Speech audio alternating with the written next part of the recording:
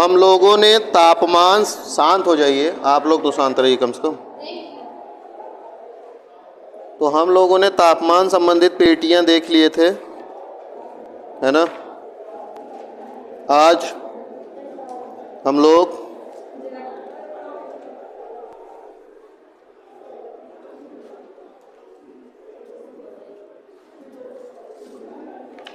कुछ बेसिक चीज़ें और हैं उनके बारे में देखेंगे, फिर वायुदाब और वायुदाब की पेटियां देखेंगे। तो सबसे पहले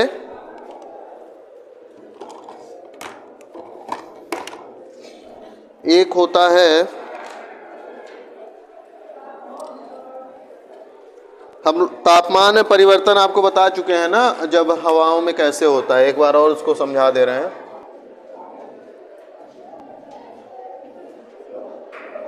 ऊर्ध्वाधर तापमान परिवर्तन, इसमें हम आपको बताए थे कि पृथ्वी की सतह है और जब हवाएं क्या होती हैं, गर्म होती हैं,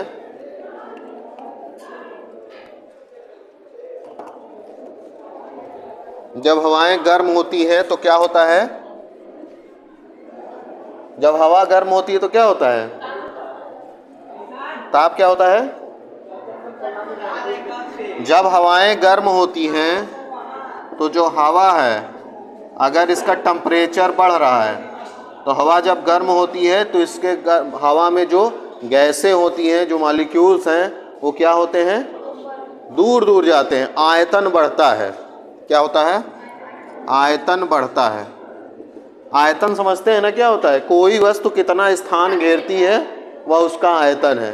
हम लोग बैठे हुए हैं, खड़े हुए हैं, जितना स्थान वायुमंडल में ग्रहण कर रहे हैं वो हमारा आयतन है, ठीक है। तो आयतन बढ़ता है, मतलब हवा गर्म होती है तो फैलती है और ज़्यादा स्थान घेरती है, तो आयतन बढ़ता है ना। आयतन बढ़ता है तो घनत्व तो क्या होता है, कम होता है। घनत्व बराबर क्या होता है, डेंसिटी बराबर द्रव्यमान बटे आयतन, घनत्व बराबर द्रव्यमान बटे आयतन। तो अगर ये वाली चीज़ बढ़ेगी तो ये घटेगी, है ना। D is proportional to 1/V। अगर V बढ़ेगा तो D घटेगा, V घटेगा तो D बढ़ेगा, उल्टा संबंध है ना। तो घनत्व तो घटेगा। तो ऐसे में क्या होता है, हवाओं का आयतन बढ़ता है और वो मॉलिक्यूल्स दूर दूर होते हैं। ऐसी स्थिति में हवाएं जब फैलती हैं और ऊपर की ओर, तो जब घनत्व तो कम हो जाता है तो हवाएं हल्की हो जाती हैं, हल्की हो जाएंगी तो ऊपर जाएंगी। तो जब हवाएं ऊपर जाती हैं तो उनका तापमान भी क्या होता है, कम होता है। तापमान बढ़ने से क्रिया शुरू हुई, लेकिन जब ऊपर जाती हैं तो तापमान क्या होता जाएगा, घटता जाएगा। उसका हम आपको बता भी चुके हैं, कई बार बता चुके हैं कि अगर आप 165 मीटर जाएंगे तो 1 डिग्री सेल्सियस, और 1 किलोमीटर जाएंगे तो 6.5 डिग्री सेल्सियस तापमान में कमी आएगी, ठीक है। इसी का जस्ट विपरीत उल्टा होता है। कैसे, जब ऊपर हवाएं रहती हैं तो इनका तापमान कम हो जाता है। तापमान कम होगा तो आयतन क्या होगा, तापमान कम होता आयतन घटेगा, है ना। आयतन घटेगा, घनत्व तो बढ़ेगा, घनत्व तो बढ़ेगा, तो ऐसे में क्या होगी, हवाएं नीचे बैठेंगी, है ना। और हवाएं जब नीचे बैठती हैं तो क्या होगा, सतह के पास आएंगी और धीरे धीरे क्या होगा, उनका टेम्परेचर बढ़ता जाएगा, है ना। हवाएं जब नीचे आएंगी, ठीक है, जब सतह के पास आएंगी। तो ये क्रिया हम लोग पहले ही बात कर चुके थे। अब इसके बाद कुछ शब्द हैं, शब्दावलियां हैं, उनके बारे में देख लेते हैं। सबसे पहले जो शब्दावली है वो है तापीय शिथिलता, लैग ऑफ टेम्परेचर। तापीय शिथिलता,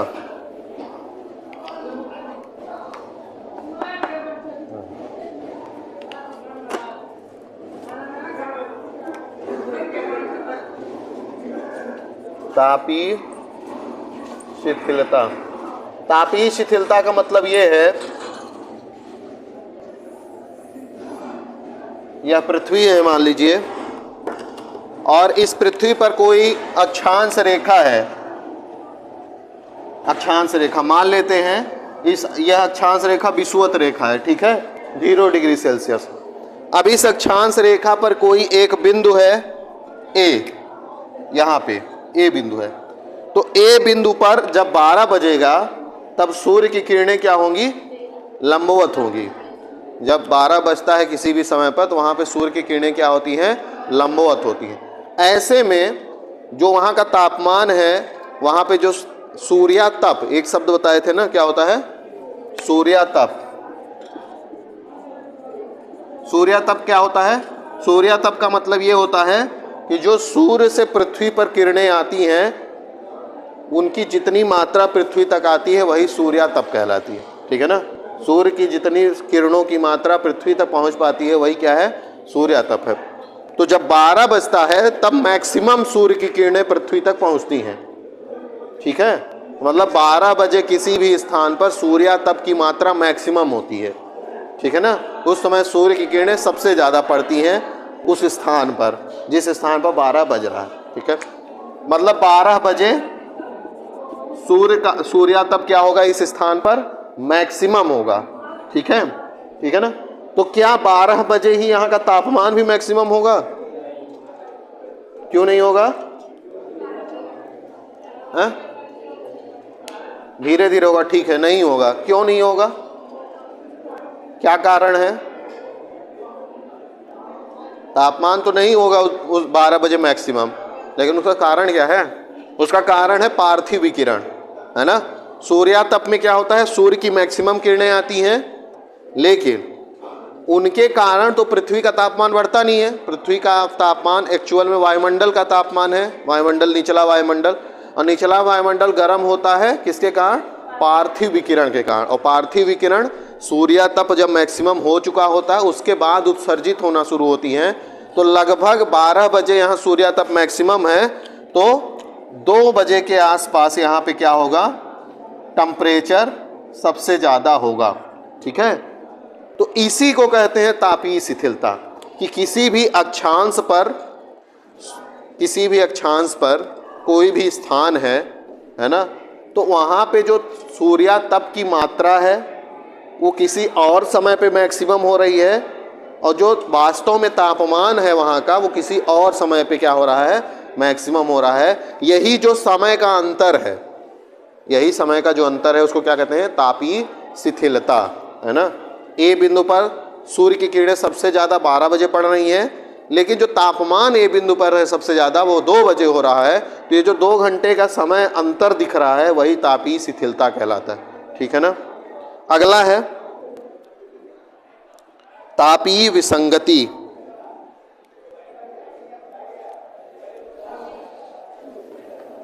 तापीय विसंगति,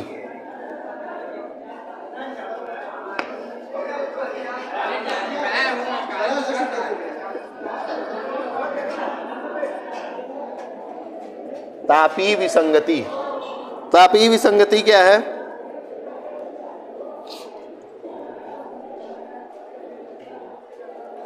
तापीय विसंगति समझिए। ये एक अक्षांश है, 0 डिग्री ही मान लीजिए इसको भी, अक्षांश रेखा है 0 डिग्री। सूर्य की किरणें पड़ेंगी दिन भर इस 0 डिग्री अक्षांश पर, है ना। इस 0 डिग्री अक्षांश पर जितने भी बिंदु स्थित हैं, अक्षांश है पूरे पृथ्वी के चारों ओर गई है ना, तो इस पे बहुत सारे स्थान स्थित होंगे। हर एक स्थान का तापमान अलग अलग होगा, क्यों, क्योंकि हर एक स्थान की ऊंचाई सतह पे अलग अलग है, हर एक स्थान पर जल और स्थल का वितरण अलग अलग है, तो वहाँ का जो तापमान है हर स्थान का क्या होगा, अलग अलग होगा।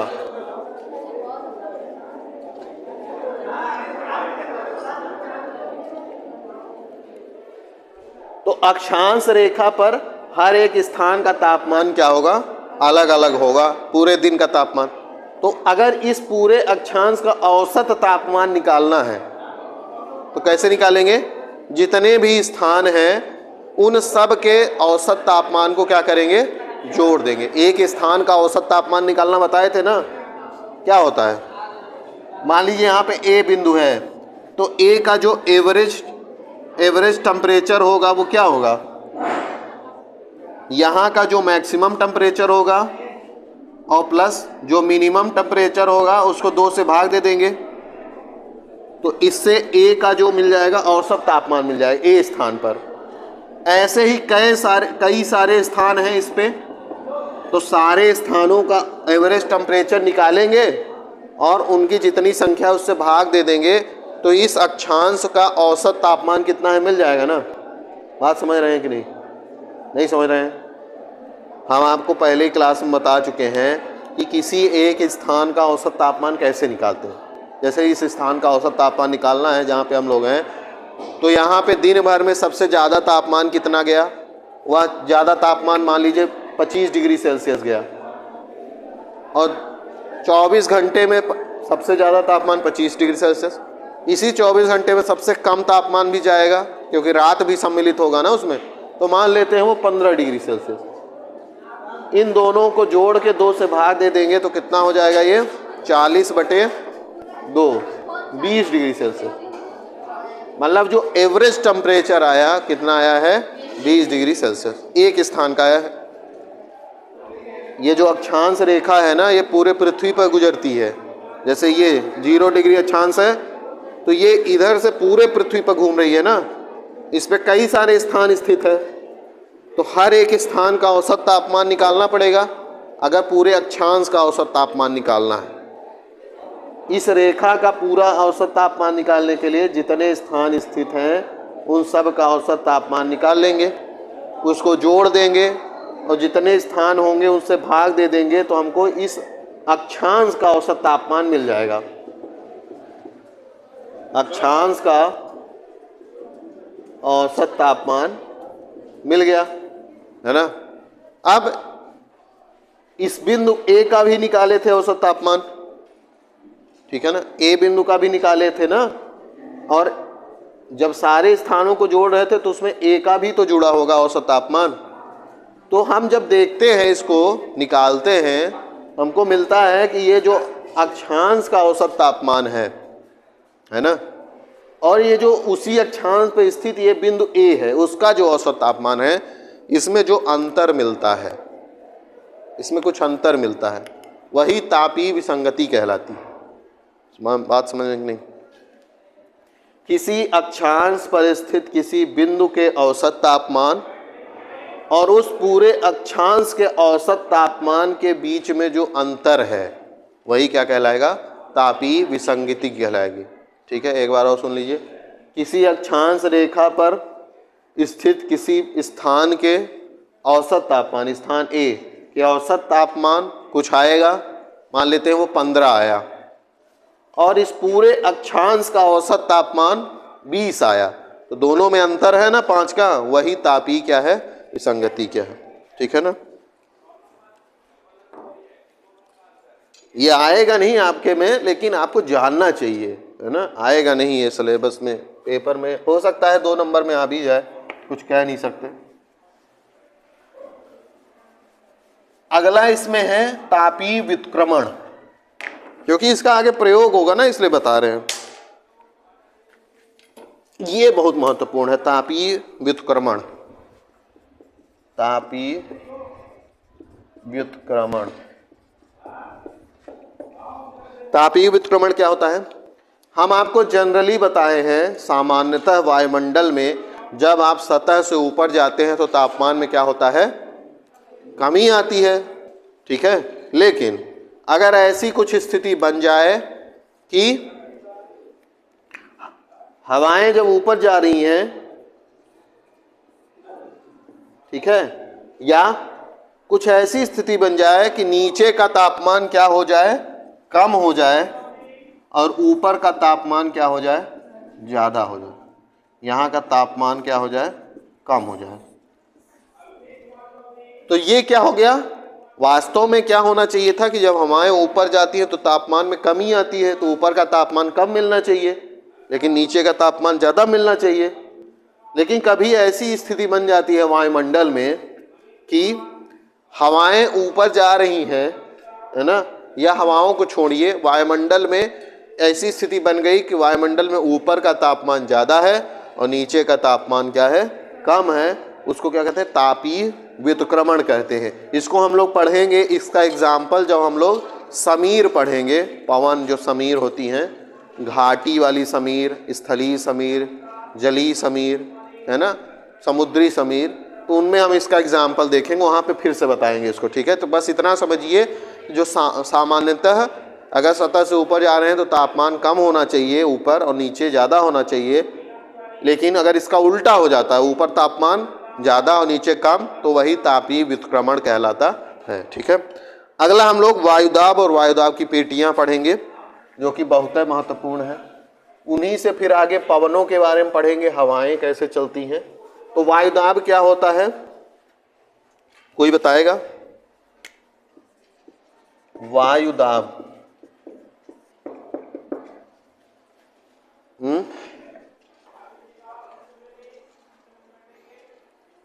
वायुदाब क्या होता है?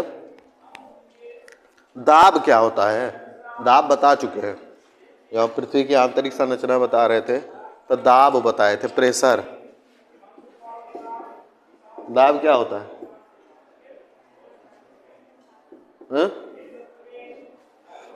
दाब बराबर सूत्र ही बता दीजिए, क्या होता है?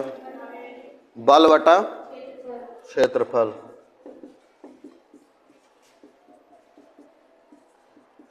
आप लोग चाहें तो इस सूत्र से भी इसकी परिभाषा बता सकते हैं। बताइए, कोई बताएगा? बताओ, कोई नहीं बताएगा। दाब बराबर बल बटा क्षेत्रफल, मतलब यह है कि क्षेत्रफल बराबर क्या होता है? लंबाई गुणे चौड़ाई। ये कोई क्षेत्रफल मैं ले रहा हूं, ये लंबाई है, ये चौड़ाई है ना, ये क्षेत्रफल हो गया, है ना। तो क्षेत्रफल पर क्या लग रहा है? बल लग रहा है ना। तो इस पे मान लेते हैं बल की इकाई क्या होती है? न्यूटन। मान लेते हैं न्यूटन। मान लेते हैं यह एक सेंटीमीटर या 1 मीटर जो भी है, ये भी 1 सेंटीमीटर, 1 मीटर, इसको मीटर लेते हैं। 1 मीटर यह है, 1 मीटर यह है, और इसको 1 न्यूटन ले लेते हैं। मतलब 1 मीटर लंबाई वाला क्षेत्र, 1 मीटर लंबाई 1 मीटर चौड़ाई का क्षेत्र है। ठीक है, ये उल्टा लिख दिए हैं, इधर चौड़ाई होगी इधर लंबाई होगी। 1 मीटर चौड़ा और 1 मीटर कोई लंबा क्षेत्र है, तो उसका क्षेत्रफल कितना हो जाएगा? 1 मीटर स्क्वायर। क्षेत्रफल क्या होगा? ये गुणे इतना, तो 1 मीटर का गुणा करेंगे कितना हो? 1 मीटर एक ही होगा, मीटर स्क्वायर हो जाएगा। तो ये क्या है? इसका क्षेत्रफल है ना। ये क्षेत्रफल हो गया, एरिया हो गया। अब इस पे कितना बल लग रहा है? 1 न्यूटन का। तो 1 मीटर स्क्वायर क्षेत्रफल पर जब न्यूटन बल लगाते हैं, 1 न्यूटन बल लगाते हैं, तो जो उस क्षेत्रफल पर क्या बनेगा? उस बल के कारण जो प्रेशर बनेगा या उस बल का जो प्रभाव होगा, वही क्या कहलाएगा? दबाव, दाब कहलाएगा, प्रेशर कहलाएगा। तो सिंपल सा आप कह सकते हैं कि इकाई क्षेत्रफल पर लगने वाला बल क्या कहलाता है? दाब कहलाता है। इकाई क्षेत्रफल पर लगने वाला बल क्या कहलाता है? दाब कहलाता है ना। हम लोग जैसे खड़े हैं, आप लोग बैठे हुए हैं, तो जब आप खड़े होते हैं तो गुरुत्वाकर्षण के कारण आपके द्वारा एक बल आरोपित किया जाता है सतह पर, है ना। जैसे आप किसी वस्तु को दबाते हैं तो वह प्रेशर कहलाता है ना, कि प्रेशर दे रहे हैं। तो मतलब आप जितना बल प्रति इकाई क्षेत्रफल पर लगा रहे हैं वही दबाव है। जितना आप उसको बल लगा रहे हैं, आप बल लगा रहे हैं, वो क्षेत्रफल होगा, वही दबाव कहलाएगा। तो बस यहाँ पे एयर को जोड़ दीजिए, हवा। तो हवा द्वारा प्रति इकाई क्षेत्रफल पर जितना दबाव या बल लगाया जाता है वही क्या कहलाता है? वायुदाब। वायुदाब क्या कहलाएगी? वायु द्वारा प्रति इकाई क्षेत्रफल पर जितना बल लगाया जाता है उसको क्या कहते हैं? वायुदाब कहते हैं। वायुदाब महसूस किए हैं आप लोग कभी?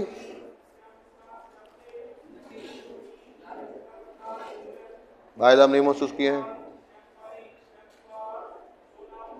जब आंधी चलती है खूब जोर की और आप उधर जा रहे हो जिधर से आंधी आ रही है, तो आपको चलने में मज़ा आता है कि कठिनाई होती है? कठिनाई होती है ना। तो एयर प्रेशर ही है वो।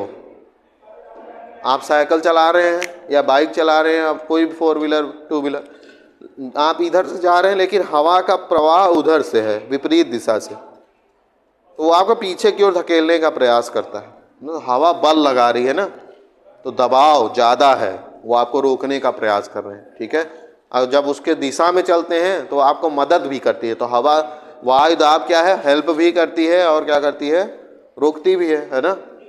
तो हवा द्वारा जो प्रति इकाई क्षेत्र, जैसे यहाँ पे भी हवा है ना, यहाँ पे भी हवा है ना, हवा ना होती तो हम लोग ऑक्सीजन कैसे ले पाते। तो यहाँ पे भी हवा का दबाव हम लोगों के ऊपर है, हम लोगों के ऊपर हवा का दबाव है, तभी हम लोग, और हवा का दबाव और पृथ्वी के गुरुत्वाकर्षण के कारण ही हम लोग सतह पर जो है आराम से रह पाते हैं। नहीं तो आप लोग देखे होंगे वो वीडियो बार बार कभी देखे होंगे कि जब वो चांद पे वो उतरते हैं तो कूदते रहते हैं। किसी भी स्पेस सेंटर, मतलब किसी भी अन्य ग्रह पर जब लोग जाते हैं एस्ट्रोनॉट, तो क्या होते हैं, वो कूद कूद के चलते हैं, चल नहीं पाते आराम से। क्यों? क्योंकि वहाँ पे ग्रेविटेशनल फोर्स नहीं अच्छे से काम कर रहा है, इन्वायरमेंट में वायुमंडल भी सही से नहीं है। हमारे यहाँ वायुमंडल होने का भी एक कारण है गुरुत्वाकर्षण बल, और गुरुत्वाकर्षण बल के कारण ही हम लोग जो है आराम से चल पाते हैं, और हवा के दबाव के कारण भी हम लोग आराम से क्या है, स्थित रह पाते हैं, अपना संतुलन बनाए रखते हैं। तो हवा हमारे ऊपर क्या करती है, दबाव लगाती। वह दबाव लगभग जो है 1013 बैरोमीटर। बैरोमीटर क्या है?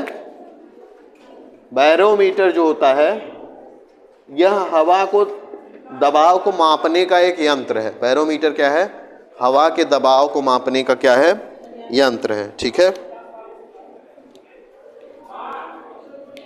इसके पहले भी हम आपको एक बार थोड़ा सा बताए थे कि उच्च वायुदाब और निम्न वायुदाब क्या होता है। तो हम आपको बताए थे कि कोई भी स्थान है, ठीक है, अगर इस स्थान का तापमान इस तरफ का ज़्यादा है तो यह स्थान का भी तापमान ज़्यादा होगा, और इसके कारण यहाँ पे जो हवाएं उपस्थित होंगी उनका तापमान क्या हो जाएगा, ज़्यादा हो जाएगा। और हवाओं का जब तापमान बढ़ता है तो हवाएं क्या होती हैं, हल्की होती हैं, आयतन बढ़ता है, और आयतन बढ़ता है तो वो ऊपर की ओर क्या होती हैं, गति करती हैं। ऐसे में ये हवाएं क्या हैं, यहाँ पे खाली हो जाएंगी, रिक्त स्थान, और यहाँ पे हवाएं क्या हो जाएंगी, स्थित हो जाएंगी। ऐसे में यहाँ से जब हवाएं चली जाती हैं तो यहाँ पे जो स्थान खाली होता है, इसके कारण यहाँ पे लो प्रेशर, निम्न वायुदाब का क्षेत्र, निम्न वायुदाब का क्षेत्र क्या होता है, उत्पन्न होता है। क्यों उत्पन्न हुआ? क्योंकि यहाँ पे तापमान ज़्यादा था, हवाएं यहाँ की जो थी वो ऊपर उठती गई आयतन बढ़ने के कारण, है ना, और आयतन बढ़ने के कारण जब ऊपर उठती गई तो हवाएं यहाँ चली गई, यहाँ का स्थान जो खाली हो गया, रिक्त हो गया, उसके कारण वहाँ पे हवा का जो दबाव था, हवा जो बल लगा रही थी वो कम हो गया। तो जब दबाव कम हो गया तो लो प्रेशर हो गया, निम्न वायुदाब, है ना। अब मान लीजिए इस क्षेत्र पर तापमान क्या है, कम है। ऐसी स्थिति में क्या होगा, यहाँ की जो हवाएं होंगी वो क्या होंगी, नीचे की ओर बैठेंगी, है ना, और नीचे की ओर जब बैठेंगी तो इससे क्या होगा कि यहाँ से हवाएं कहाँ पहुँच जाएंगी, यहाँ पहुँच जाएंगी, यहाँ पे स्थान रिक्त हो जाएगा। ऐसे में यहाँ पे इस स्थान पे दबाव हवा का बढ़ेगा कि घटेगा, बढ़ेगा ना, क्योंकि हवाएं नीचे आ गई हैं। तो यहाँ पे हाई प्रेशर, उच्च वायुदाब का क्षेत्र क्या होगा, उत्पन्न होगा। ठीक है, उच्च वायुदाब हो जाएगा। ये तो हो गया निम्न वायुदाब और उच्च वायुदाब। अब हवाएं किधर से किधर चलेंगी, है ना, हवाएं किधर से किधर चलेंगी। तो यहाँ पे जब हवाएं ऊपर गई थी तो यहाँ पे स्थान क्या हुआ था, यहाँ की हवाएं यहाँ पहुँच गई, तो यहाँ रिक्त हो गया है इस स्थान पर। अब यहाँ पे रिक्त हो गया है तो ये वाली हवाएं जो है इस स्थान को पूरा करने के लिए ऐसे ट्रेवल करेंगी और फिर ये नीचे बैठ रही हैं तो ये यहाँ से इधर आ जाएंगी। ठीक है ना। तो हाई प्रेशर से लो प्रेशर की ओर क्या होगी, हवाएं बहेंगी, जिसको आप क्या कहते हैं, पवन कहते हैं। हवाओं के ही प्रवाह को क्या कहते हैं, पवन कहते हैं। उच्च वायुदाब से निम्न वायुदाब की ओर बहने वाली हवा को ही क्या कहते हैं, पवन कहते हैं। जैसे आपसे कोई पूछ ले कि पवन की परिभाषा क्या है, तो आप क्या बताएंगे? उच्च वायुदाब क्षेत्र से निम्न वायुदाब क्षेत्र की ओर प्रवाहित होने वाली हवा को ही क्या कहते हैं, पवन कहते हैं। हवा में कोई डायरेक्शन नहीं होगी। जैसे हवा यहाँ पे भी है, क्या वो प्रवाहित हो रही कहीं? नहीं। लेकिन जब हवाएं चलती, जो पवनें आप कहते हैं कि पवन चल रही है, लेकिन आप जनरली हवा कहते हैं, हवा चल रही है। हवा नहीं चलेगी, पवन चलती है ना। तो पवन कैसे चलती है? उच्च वायुदाब क्षेत्र से निम्न वायुदाब क्षेत्र पर, है ना, जो हवाएं चलती हैं वही पवन कहलाती हैं। ठीक है। अब वो कहाँ? क्षैतिज में चलेंगी। ठीक है ना, क्षितिज के पास। और ये निम्न वायुदाब समझ में आया ना, यहाँ तापमान ज़्यादा हो जाता है तो हवाएं गर्म होकर ऊपर उठ जाती हैं। इससे यहाँ पे हवा के द्वारा जो दबाव लग रहा था वो कम हो जाता है। जस्ट इसके विपरीत यहाँ पे हवाएं बैठती हैं, जिसके कारण क्या होता है, यहाँ पे हवाओं का दबाव बढ़ जाता है और तापमान क्या होता है, तापमान यहाँ पे कम होता है। ठीक है ना, यहाँ पे कम होता है जिसके कारण बैठती हैं। ठीक है ना। और यहाँ पे हवाएं जब बैठती हैं तो दबाव क्या होता है, बढ़ता है। तो यहाँ हाई प्रेशर, यहाँ लो प्रेशर। अब हवाएं बहेंगी कैसे? हाई प्रेशर से लो प्रेशर की। क्यों? क्योंकि हाई प्रेशर पे हवाएं बैठ रही हैं और लो प्रेशर पे उठ रही हैं। तो यहाँ पे खाली जगह जो स्पेस बन रहा है, इसको भरने के लिए ये ट्रेवलिंग होता है ना। इसको कहते हैं बैरोमेट्रिक ढाल। क्या कहते हैं? ये जो हवाएं यहाँ से यहाँ चल रही हैं ना, ऐसे, ये एक ढाल बनाता है, जिसको क्या कहते हैं, बैरोमेट्रिक ढाल, है ना। बैरोमेट्रिक ढाल का मतलब है कि हाई प्रेशर से लो प्रेशर की जो हवाएं चल रही हैं वो बैरोमेट्रिक ढाल है ना, ढाल, स्लोप। ठीक है। अब इसके बाद हम लोगों को वायुदाब पेटियां पढ़ना है, जिसके बारे में हम लोग कल पढ़ेंगे। और